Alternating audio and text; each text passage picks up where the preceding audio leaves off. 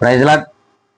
ప్రభువైన యేసుక్రీస్తు నామమున అందరికీ శుభాభివందనములు మరియు మీకును మీ కుటుంబములకు శుభములు కలుగునుగాక. ఈ దినం దేవుడు యొక్క గొప్ప వాగ్దానమును మనందరికీ తెలియజేస్తూ ఉన్నారు. అట్టి వాగ్దానమును మనము పరిశీలిద్దాం. అది 1వ తెస్సలోనికైయులకు రాసినటువంటి పత్రిక 5వ అధ్యాయము 21వ లేఖనం. చూడండి, చదువుకుందాం. సమస్తమును పరీక్షించి మేలైన దానిని చేపట్టుడి.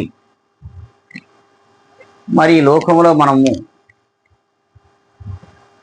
సమస్తమైన క్రియలను పరీక్షించిన ఎడల ఏది మేలో ఏది చెడో మనము గ్రహించగలం. అట్టి వాటిల్లో మేలైన దానిని మాత్రమే చేపట్టుడి. ఆ మేలైనది ప్రభువైన యేసుక్రీస్తు యొక్క నామము. ఇట్టి నామము పక్షముగా మనము మేలైన కార్యములే మాత్రమే చేయగలం. మేలైనటువంటి క్రియలను, దేవునికి ఇష్టమైన క్రియలను మాత్రమే చేయగలం. మరి ఇలా సార్వత్రిక సంఘములలోని విశ్వాసులందరూ కూడా ఇట్టి మేలైన దానిని చేపట్టగలిగితే, సమస్తమును పరీక్షించగలిగితే మనము ఎన్నడూ కూడా మనము తప్పిపోం.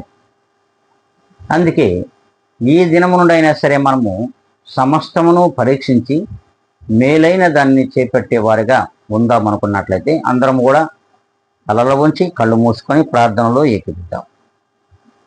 పరిశుద్ధుడా, ప్రేమ పూర్ణుడా, మీకు ఎనలేని కృతజ్ఞత స్తుతి స్తోత్రములు నీవిచ్చిన ఆయుష్ కాలమును బట్టి చెల్లించుకుంటాం.